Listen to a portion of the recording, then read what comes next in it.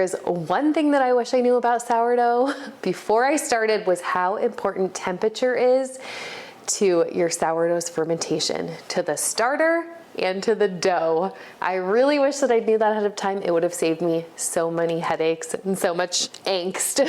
Hey, I'm Amy. I run a website called amybakesbread.com. I have a cookbook, The Beginner's Guide to Sourdough, which teaches you everything you need to know if you're a brand new beginner to sourdough. So check that out if you're interested. But I also have a bunch of free information on my website where you can go and get sourdough questions answered. Today we're going to be talking all about temperature and why it's so important to your sourdough culture and to your sourdough bread. Have you ever noticed that your sourdough culture behaves differently in the summer versus the winter? Sourdough is super temperature dependent.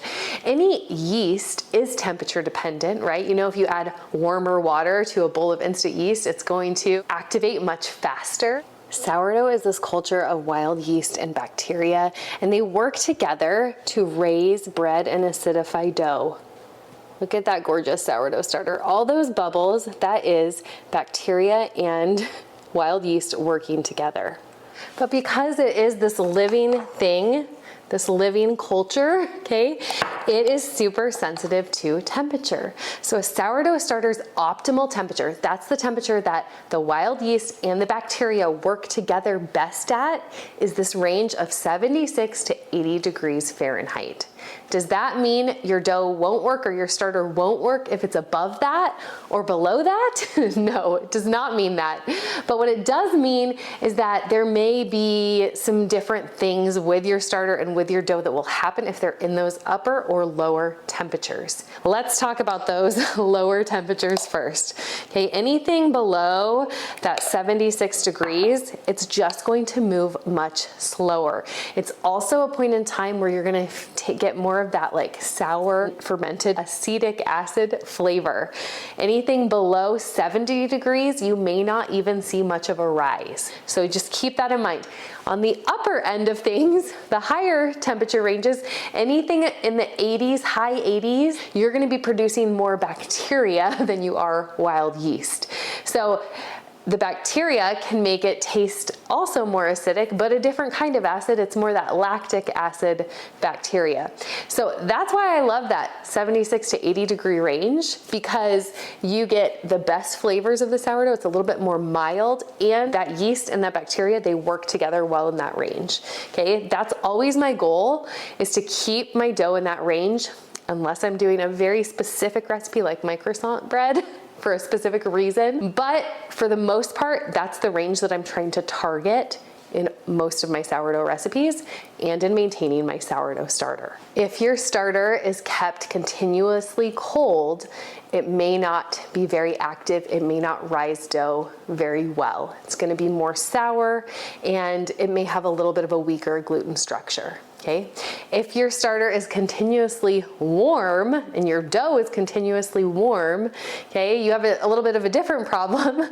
Your dough is going to ferment much faster, and it also can weaken the gluten structure. And so you have to work a little bit faster. The reason that I wish that I knew about this so much earlier in my sourdough journey is because I didn't realize how much impact I had on knowing when my dough is going to be ready. Knowing the temperature allows you to predict when things will happen in a recipe, because the temperature and the amount of starter you use, and sometimes even the type of flour you use, all impact how quickly your dough is going to rise, how quickly your starter is going to rise and fall, all of those things. So I'm going to break it down to you some ways that I actually use to maintain the temperature of my starter and of my dough in my home kitchen. I can't tell you how many times I've thought, oh, my dough is warm enough. And then I realize that my feeling of this room temperature is not the same as what the thermometer is actually telling me is happening in my bowl. When I feel a temperature just ambiently, I don't necessarily know that that translates to how my dough temperature feels. So it's really important that you get a kitchen thermometer to just stick it in your dough. It also helps when you're actually baking your bread and you have that in the oven, because then you can tell when your bread is actually done, but it's really helpful when you're working with sourdough so you can kind of have a ballpark idea of what the temperature is. I love to just take a thermometer, stick it straight in my dough. This dough is 80 degrees right now. That's telling me that's kind of on my higher end, right, of my temperature range. So that's telling me, this may move a little bit faster than what I'm thinking. And it does not feel 80 degrees right here around me, okay? It's probably more in the 70s. So that is an example of why that thermometer is really important. When you are mixing up your dough, the temperature of your ingredients impact the temperature of your dough. Now, that makes logical sense to me, but I didn't really put that together. And one of the biggest things that impacts it is the temperature of your water. So if you have a cold house, you want to use a warmer water to bring the temperature of that dough up so it can be in that ideal temperature range. If you have a warm house, you may want to use cooler water to bring the temperature of the dough down a little bit so it's within that optimal temperature range. Those little things that you do as a baker can turn your loaf from like, I don't know what's going on, to like, I'm in charge of this dough and I'm gonna make this work for me, okay?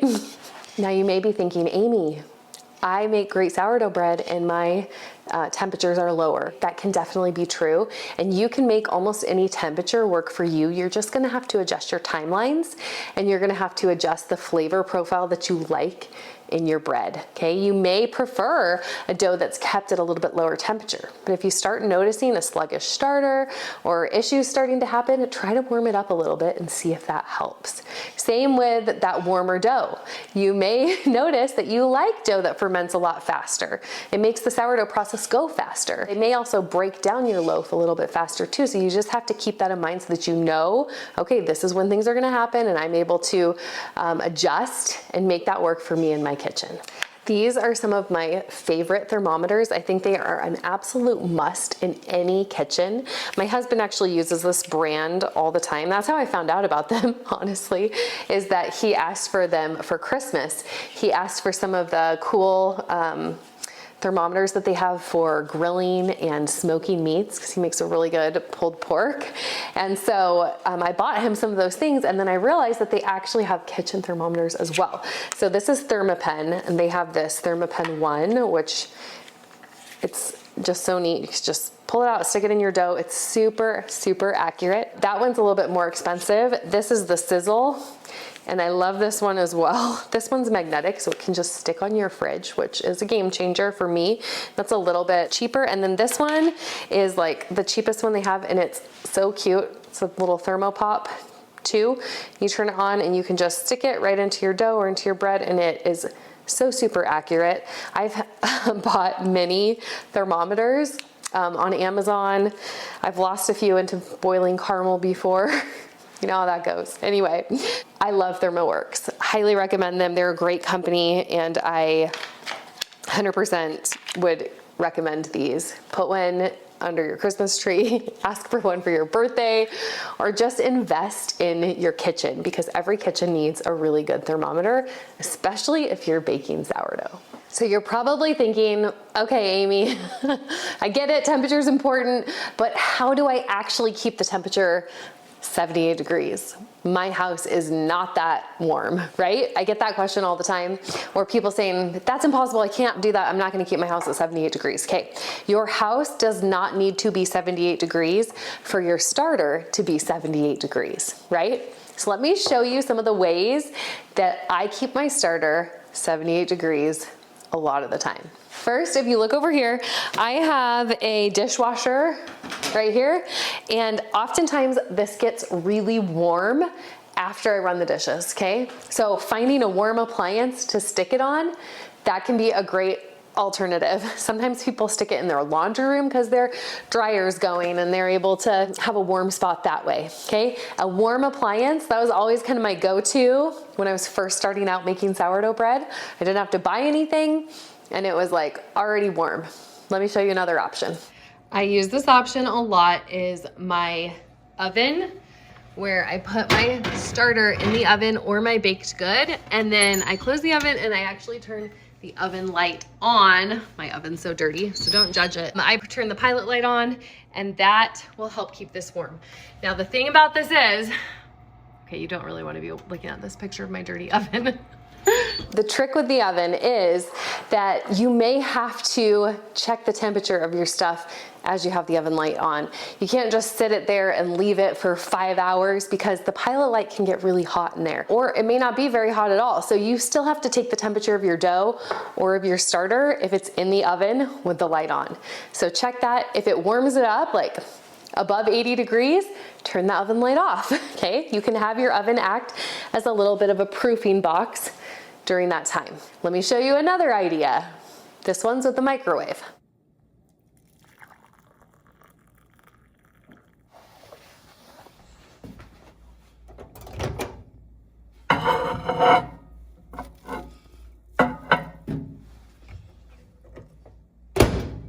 People also use that little microwave trick with a cooler instead of a microwave, and they use a cooler with like boiling water in the cooler and set their starter in there as well. Anything that is like insulated that you can try to keep your starter warm. Those are all like inexpensive options that are in your house. Now let's talk about some things you could actually purchase if you wanted to take this up a level. I have this well-used dough mat. I love it because it actually can fit an entire sheet pan worth of rolls or cinnamon rolls or things like that dough on here to rise, and I can also use it to stick my starter on it. Now here's the thing about it, you do want to put a towel underneath it, especially if you have like granite countertops. Like these are stone countertops and they get cold, and so I like to put a towel underneath just to help insulate it a little bit. Typically the warmth, right, is coming from here, and so I usually up it like 1 or 2 degrees from what my goal is. So if my goal is 78, I may set this at 80, and then I still check it with my thermometer to make sure that it's in that range that I'm wanting. I love a dough mat. You can also try like a seedling mat, but you may not be able to adjust the temperature on that, so you're gonna have to baby it a little bit more if you can't adjust the temperature.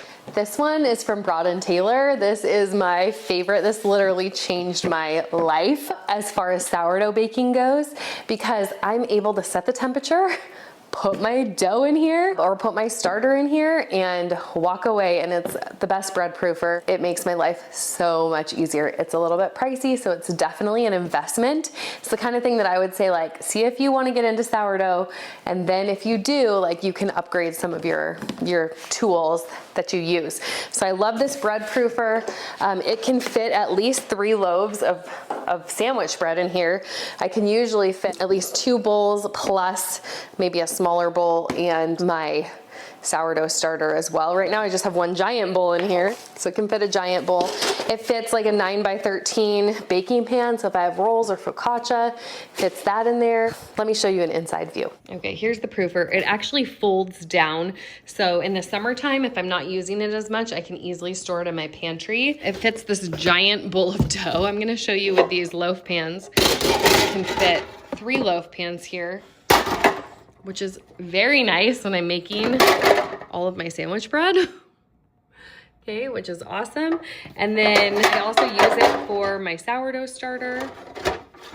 It has this little pan down here, and I can add water in here so I don't have to cover my dough. Like, I covered it right here because I don't have the water, but I don't have to cover my dough if I have the water in here. It makes it a little bit more humid.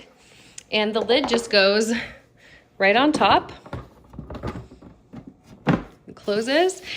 You can adjust here, turn it on. I think you can even make yogurt with this, but I can adjust up, I can adjust down.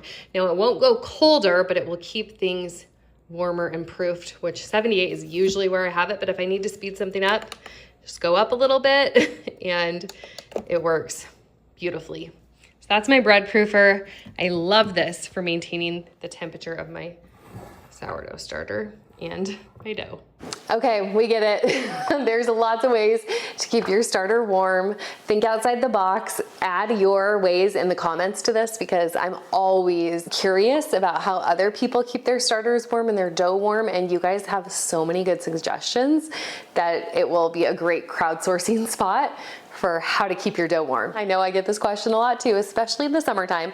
What about when it's too hot out? Or if you live in a humid climate, or are lucky enough to be in the Caribbean or Hawaii or somewhere that you have these more humid, warm climates most of the time. What about that, okay? You're going to want to use colder water when you're mixing your dough. You're probably gonna wanna use your fridge. You may even wanna get a cooler and stick some ice in there. Keep your dough in there, kind of in and out of the cooler. Same with the fridge, in and out of the fridge. Maintaining that temperature, use a thermometer so that you can try your best to keep that dough in that range. This may seem like you're babying your dough a little bit, and I promise you, it just takes a little bit of time to figure it out and get used to it, and then you start to understand how the time works and how the temperature works and how those two work together. Let's actually do a little visual proof. Let's take a bowl of dough at 70 degrees. We'll take a bowl of dough at 78 degrees and a bowl of dough at 86 degrees or something along those lines. And let's see the difference in temperature over a typical 4 to 5 hour period of rising. Then we'll shape that dough, we'll bake it up, and just see what you think of it.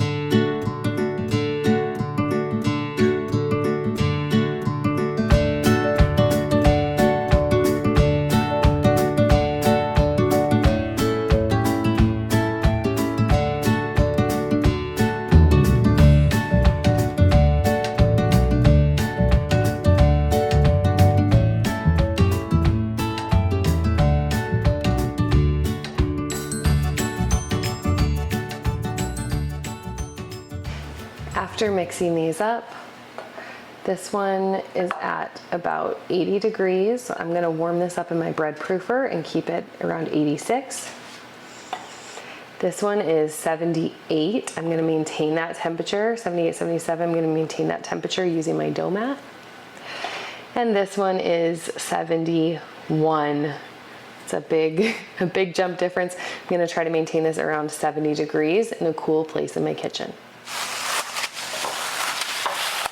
Okay, we're right about 86 degrees and we're doing our first set of folds. You can see what this dough, how this dough is looking.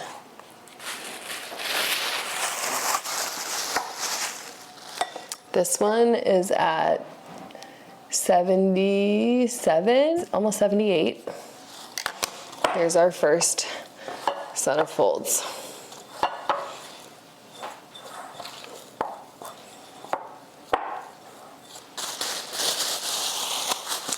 And this one, we're at 60, 62, 63 right now. That's pretty cold. Okay, here's the first set of folds.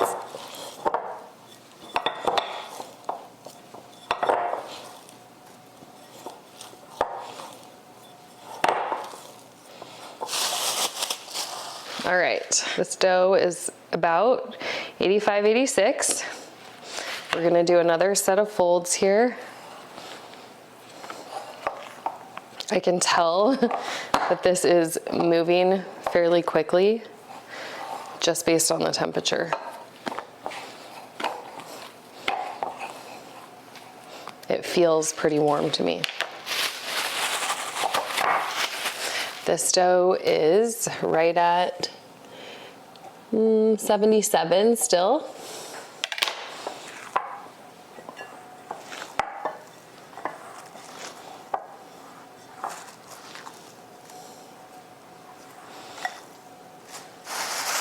And then this dough is clocking in now at about 60, 63. Still pretty cold. And it does feel cold. I feel like this is our second set of folds, and I can definitely tell, I mean, all of the gluten is developing similarly through all of these, but I can tell this one feels like the most alive, I guess is how you could say it. It feels like it is rising and it's more puffy. This one feels like it's right kind of where it should be, which makes sense because it's kind of my control, 78. And then this one feels like the gluten is forming, but I'm not feeling much fermentation happening. We'll come back in about half an hour for another set of folds. We're back for our last set of folds. I want you to notice though first the difference already in how this dough is appearing. This one we're keeping at about 86. It's gone up even a little bit more to 87. See how much it is spread out? This one is kind of our control. We're keeping it right around 78. It looks pretty perfect for this stage. And then this one is much colder. We're keeping, I've actually warmed it up just a bit. It's now at 68, but look at that. So you can see the difference already just in a couple of hours. And I'm gonna go ahead and do my last sets of folds here.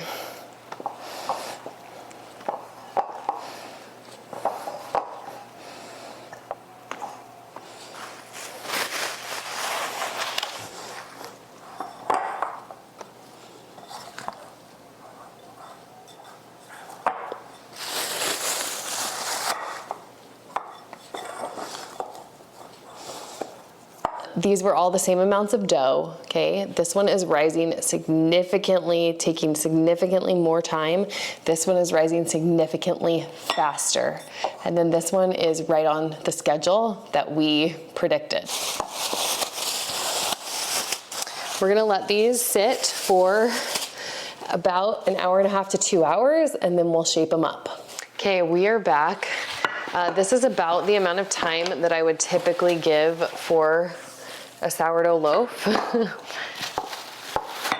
And you can see the changes in each one here.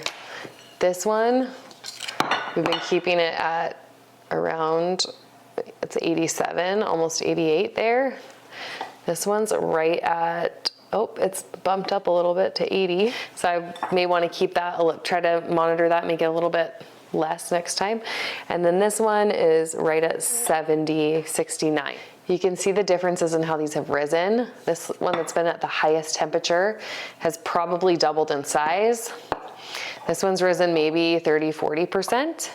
And this one has barely risen at all. I'm gonna go ahead and pre-shape these like I would for normal sourdough bread. I can tell that this 80-degree loaf, it is ready to be baked because it's been so long. The dough feels very loose, and if it were to keep fermenting for too much longer, it's going to start being very sticky and very difficult for me to shape. Okay, that's a pre-shape, the 86. Now we're gonna shape this one that's been at 78. This one feels a little bit more like what I've been used to. I feel like it's a little bit easier to shape. Doesn't feel quite as loose. And then we'll do this guy that really has not done much fermenting at all. We're gonna go ahead and shape this one up.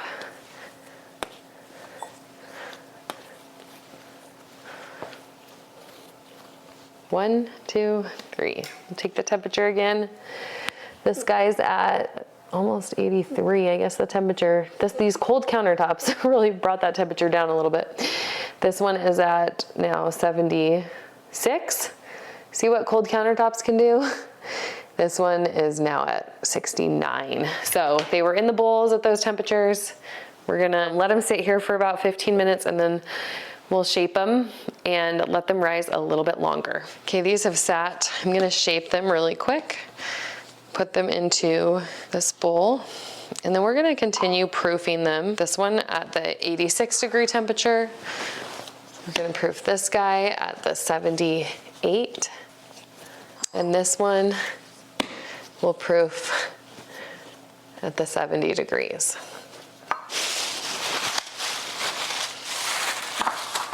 For about 2 more hours. All right, they've risen a little bit more. This guy is at about 80, oh boy, up to 90. It's pretty nicely well proved. Look how jiggly. This one is right at 78 or so, 79. Also jiggly, but doesn't seem quite as jiggly as this guy. And this one is at 60, 69, 68, 69. Not as jiggly. We're gonna dump these out and score them. Okay, this was the high proofed at the high temperature. it feels, there's like a little bit more liquid around here. It's a little more sticky. This one was the 78 degrees. I can see that this one is spreading out faster. This is holding its shape a little bit better. And then we have our basically underproofed loaf here. So you can kind of see the difference here in these three. Okay, we're gonna score them, and I will pop these in the oven and see how they bake up. This one's kind of hard to score. It's, the dough is feeling a little bit overproofed. It would have been better if I stuck this in the fridge. I think I would have got a better score there. This guy, easier to score for sure, but probably could have benefited from a quick cold proofing in the fridge. But it's still holding its shape better. This is spreading out more because it's warmer. And then this one, still feeling pretty cold. It is, I know this is not ready to bake, but we're gonna bake it up anyway so you can see what happens at these different temperatures.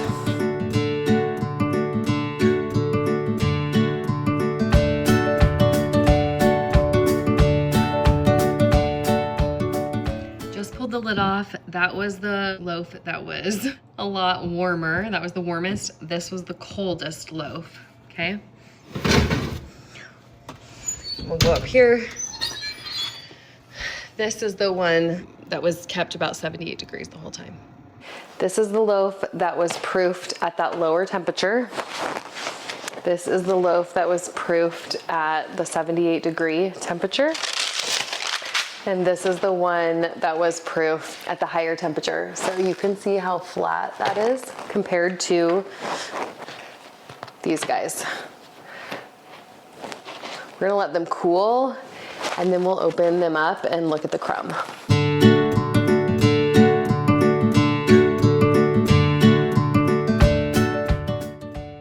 We've got our 3 loaves here. I'm gonna cut into them so we can check out the crumb. Start with the slightly overproofed loaf.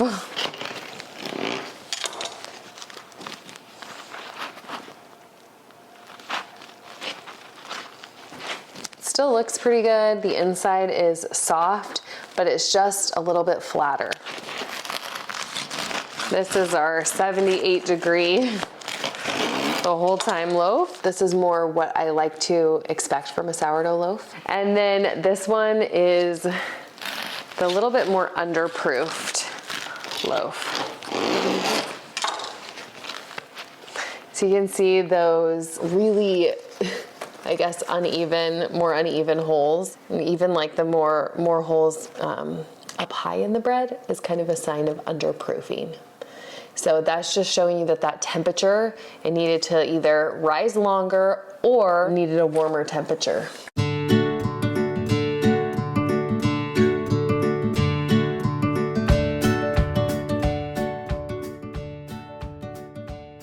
So what does this tell me about temperature? Well, it just tells me that temperature is important, and it's a big factor in how your dough actually comes out.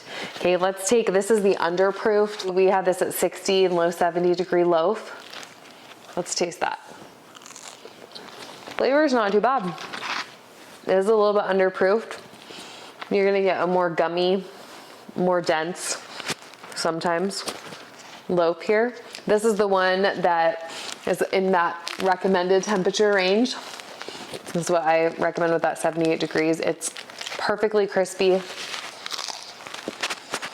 Yeah, really mild flavor, but there's flavor. This one, the flavor just wasn't as much there. This isn't tangy, but it definitely has a little bit more flavor. And then this is the overproofed one. It didn't have quite the same crust. I typically would prefer an overproofed loaf, so one that's been at a higher temperature than an underproofed. If this had have gone too much further though, it really wouldn't have, it would have really like flattened out. I could have saved this and made it a little bit better if I stuck it in a loaf pan, but we're looking at the temperature here. Let's taste this one. The texture is fine. It does taste like a hint more sour than these other ones, which makes sense because we had it at a higher temperature for that period of time. Anyway, there you have it. Temperature is important. It is the one thing that I really wish I understood before I started baking sourdough. You can affect how your loaf turns out just by manipulating the temperature. I hope this is helpful for you. You can find more resources on my website, amybakespread.com. Happy baking. I hope that this was helpful. I hope that you have learned that temperature is really important to the success of your sourdough. Just knowing it, you will be an incredible baker if you aren't already. Just by knowing that little piece of information about temperature, you're gonna be able to make your sourdough starter work for you. I'm Amy. I have a website called amybakespread.com. Come join me over there. Join me on YouTube. Put in the comments how you like to keep your sourdough starter warm. Let's crowdsource ideas. And I hope to see some of your incredible bakes. I've got really awesome recipes on my website. You're gonna find the best sourdough that you've ever eaten. Go check it out.